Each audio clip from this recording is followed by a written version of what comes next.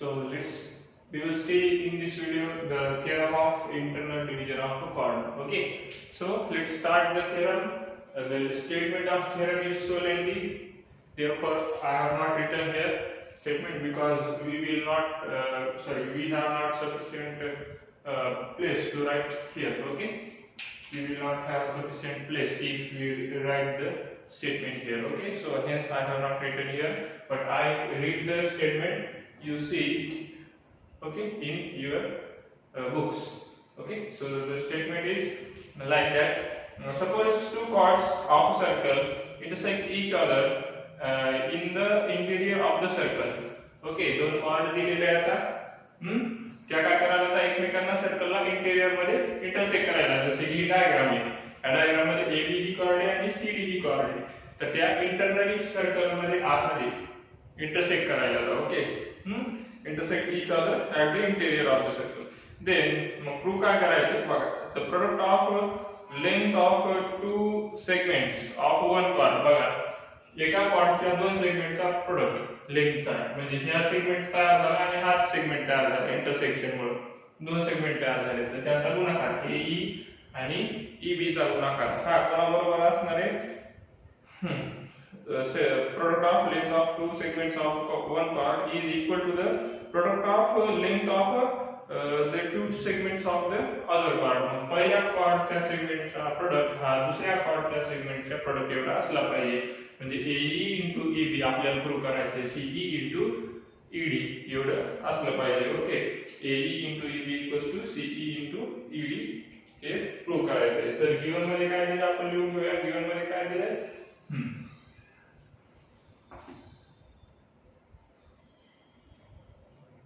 chords AB, chord AB and chord CD intersect. Okay, intersect chord AB and CD of circle. कोणाचे आता of circle with center P. सर्कलचं centre काय P. Okay, त्या सेंटरच्या coordinate AB आणि CD त्या intersect करायला at point E. Intersect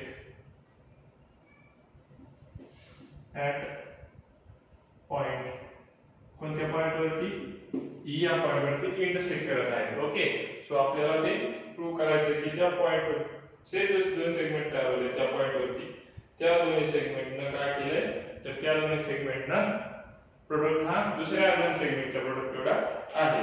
तर त्यासाठी आपल्याला कन्स्ट्रक्शन करायचंय. मग AC आणि CD जॉइन करायचे. तर मग अगोदर टू प्रूव्ह घेऊया. काय to prove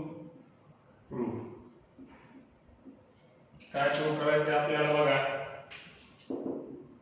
AE into EB equals to CE into EB हे आपल्याला प्रूव्ह करायचे. ओके, सो हे प्रूव्ह करायचे. मग आता कन्स्ट्रक्शन काय करायचं, तर हे जॉइन करून घ्या CE आणि काय करायचं DB. तर कशामुळे जॉइन करायचे, तर हे दोन ट्रायंगल जर सिमिलर दाखवले आपण तर सिमिलरिटी टेस्ट तुम्हाला माहिती आहे.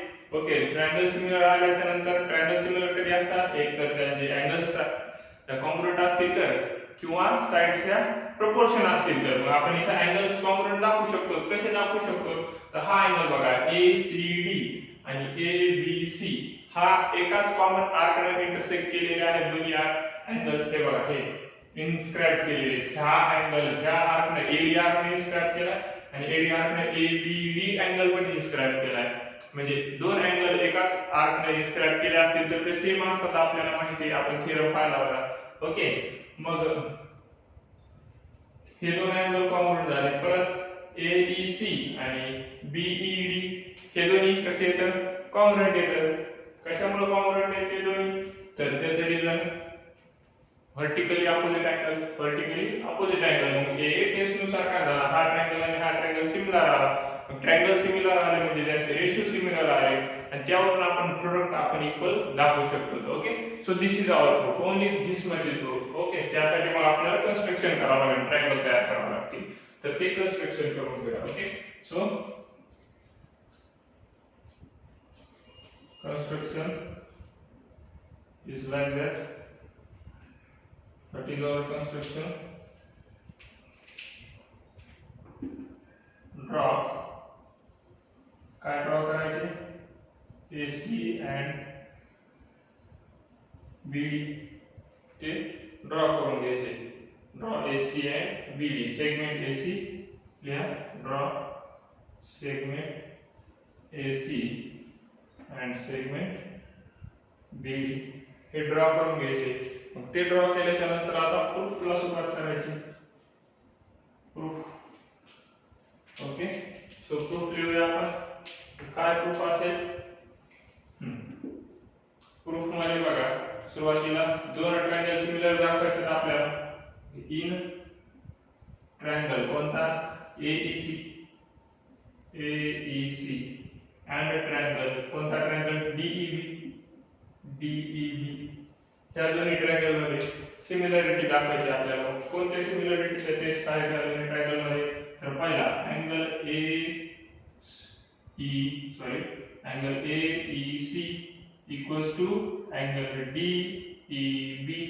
बघा कशामुळे? Vertically opposite angles. तर ते लिहून घ्या. रिझन त्याचं काय आहे? त्याचं रिझन व्हर्टिकली ऑपोजिट अँगल्स किंवा सिंपली opposite angles. त्याचे रिझन. ओके, अपोजिट अँगल्स ते झाले. पहिले दोन ट्रायंगल कॉन्ग्रुएंट झाले. हे कॉन्ग्रुएंटचं साइन दाखवा. ओके, हे कॉन्ग्रुएंट. पहिले दोन अँगल काय झाले? कॉन्ग्रुएंट झाले. नंतरचे दोन अँगल कोणते? ACD आणि ABD किंवा मग ACAB पण दाखवू शकता तुम्ही आणि CDB. कारण की हे CAB आणि CDB हे CB आर्कने इन्स्क्राइब केलेले आहेत आणि हे ACD आणि ABD हे कोणी AD आर्कने इन्स्क्राइब केले. तर कोणते पण दोन अँगल पुन्हा म्हणजे कोण काय दाखवायचे? कॉन्ग्रुएंट दाखवायचे. तर मी एक पेअर दाखवतो हे खालच्या अँगलची. म्हणजे अँगल ACE कॉन्ग्रुएंट दाखवतो अँगल कोणासोबत? DBE सोबत. रिझन याचं काय येईल? Reason angle inscribed by the common arc. Angle inscribed by same arc म्हणू शकता किंवा कॉमन आर्क म्हणू शकता तुम्ही. सेम आर्क अँगल इन्स्क्राइब केलेले त्याचे रिझन. ओके, सो मग दोन अँगल सारखे कॉन्ग्रुएंट असतील तर A टेस्ट नुसार काय झाले? दोन ट्रायंगल सिमिलर झाले. ओके, सो मग आपण लिहू शकतो देअरफॉर ट्रायंगल कोणता? बघा सारखे अँगल घ्यायचे. E कॉन्ग्रुएंट आहे E सोबत, परत C कॉन्ग्रुएंट आहे B सोबत, मग राहिला A कॉन्ग्रुएंट D सोबत. मग AEC घेतला तर हा सिमिलर येईल. कोणासोबत? A सोबत कोण आहे? E सोबत E आहे. ओके, C सोबत कोण होता? C सोबत B आहे. मग राहिला D. Triangle AEC similar triangle DEB.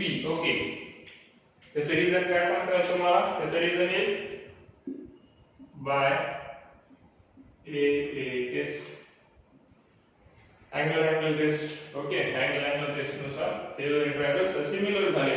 Triangles similar असतील तर त्याच्या साइड्सच्या कशा असतात? रेशो कसा असतो? इक्वल असतो. ओके, साइड्सचा रेशो कसा असतो? इक्वल असतो. मग तुम्ही लिहू शकता AE चा रेशो DE सोबत प्रपोर्शन मध्ये AE upon DE equals to EC upon EBL. Okay, equals to AC upon DBL. हे प्रपोर्शन झालं बाय काय? Corresponding sides of similar triangle. Corresponding sides of similar triangle हे झाले. त्याचे reason.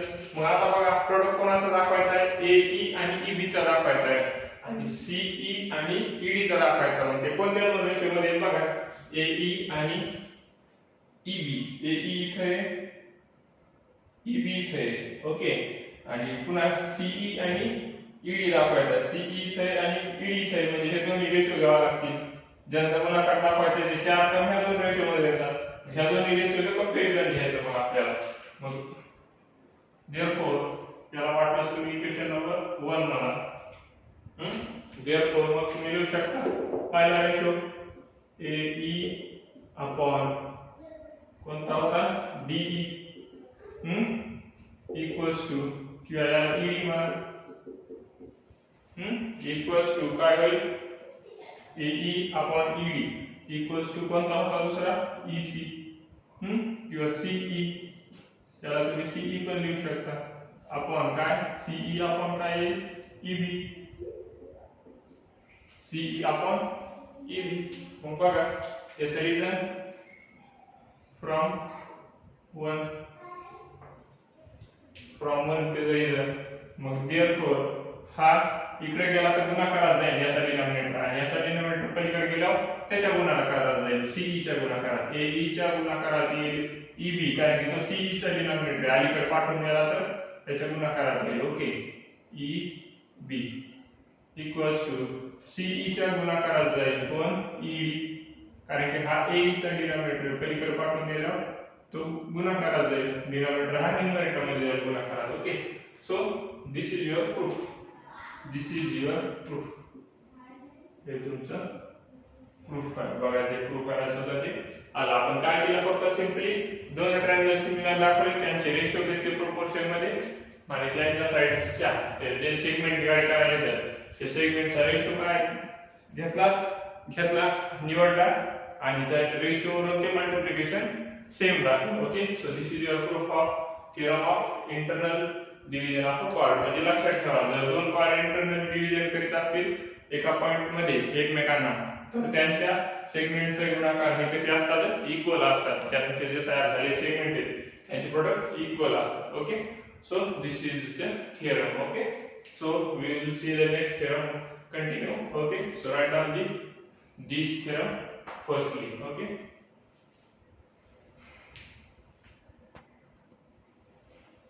okay, so the previous theorem was for the internal division of the chords. Now this theorem is for the external division of the chord. Okay, जर chord externally divide करत असतील एकमेकांना एका point मध्ये intersect करायला येतात म्हणजे काय तर ही सेकंड डे AE सेकंड डे आणि DE सेकंड डे जी की सर्कलला chord तयार करते CD आणि AB मध्ये. ओके, तर आपल्याला दिले असेल बघा त्या statement if second containing chords AB and CD of circle intersect outside okay the circle at point E, then आपल्याला प्रूव्ह करायचे AE into EB equals to DE into EC हे प्रूव्ह करायचे आपल्याला. ओके, सो ते prove करायचे तर कसं prove करणार आपण तर ते इकडे लक्ष द्या. ओके, कसं प्रूव्ह करणार आपण तर DE into EC किंवा त्याला तुम्ही CE into ED पण म्हणू शकता. ओके, सो तर ते प्रूव्ह कसं करणार तर पहिल्यासारखेच अगोदर कन्स्ट्रक्शन करायचं. CA ला जॉइन करा आणि BD ला जॉइन करा. दोन ट्रायंगल तयार होतात ACE आणि DBE नावाचे दोन ट्रायंगल तयार झाले. ओके, या ठिकाणी बघा मग आता मग दोन ट्रायंगल तयार झाल्याच्या नंतर हा ट्रायंगल आणि ह्या ट्रायंगल मध्ये एक अँगल तर कॉमन आहे E झाला. दुसरा अँगल कोणता आहे तर ह्या सॉरी कोणता हा अँगल. ओके, कोणता अँगल DAE A ट्रायंगल घ्यायचा AD आणि E sorry just a minute triangle घ्यायचा AD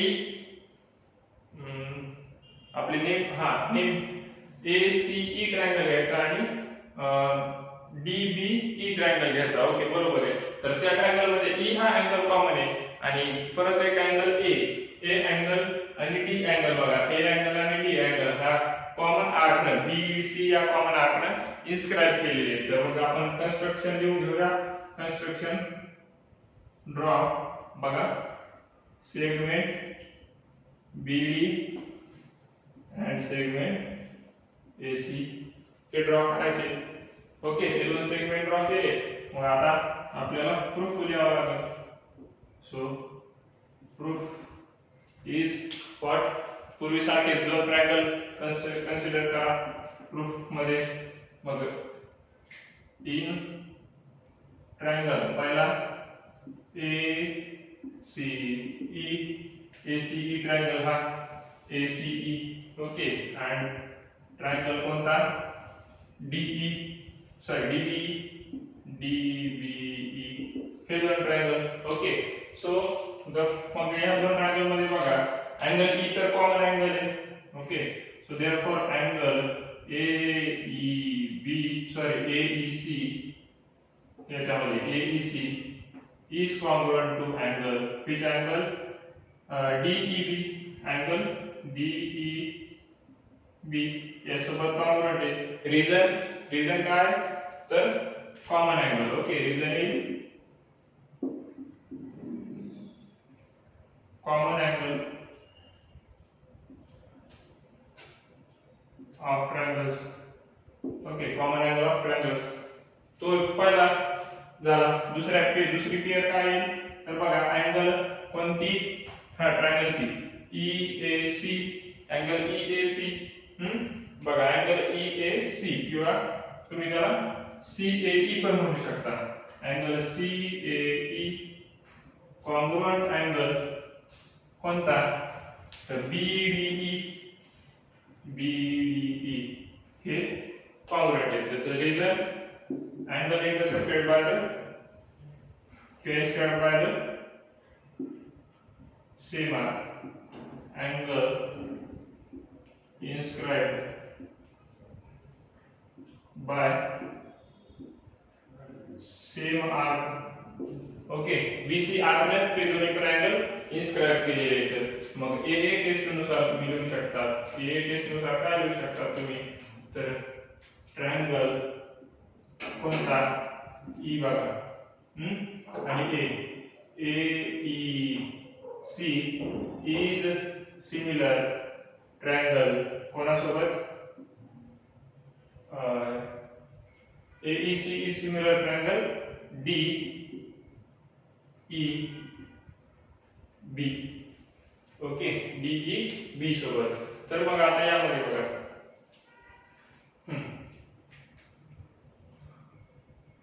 ओके, याचे रिझन काय सांगता येईल तुम्हाला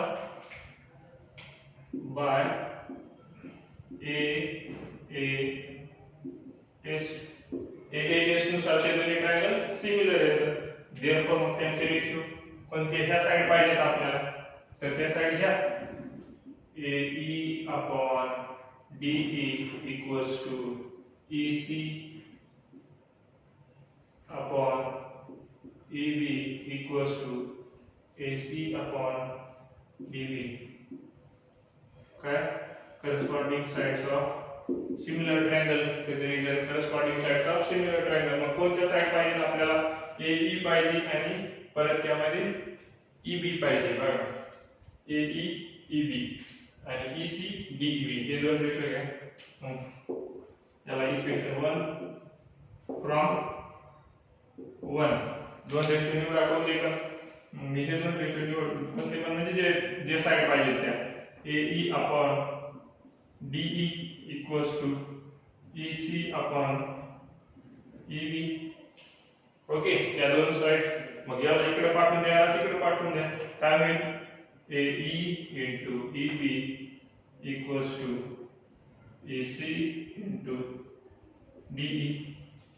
हे झालं तुमचं प्रूफ. ओके, हे झालं तुमचं प्रूफ. ते एक्सटर्नली जर इंटरसेक्ट होत असतील तर बघा ह्या पॉइंट पासून ओके क्वाडच्या फर्स्ट पॉइंट पासून एक्सटर्नल पॉइंट पर्यंत आणि क्वाडच्या दुसऱ्या पॉइंट पासून एक्सटर्नल पॉइंट पर्यंत हे जे दोन सेगमेंट तयार होतात यांचा गुणाकार दुसऱ्या पार्टच्या फर्स्ट पॉइंट पासून एक्सटर्नल पॉइंट पर्यंत आणि सेकंड पॉइंट पासून क्वाडच्या एक्सटर्नल पॉइंट पर्यंत हे दोन सेगमेंट यांचा गुणाकार सेम असतो. Okay, so this is your second theorem. Okay, right down this and like the video. Okay, and comment if you have any doubt. Okay, bye.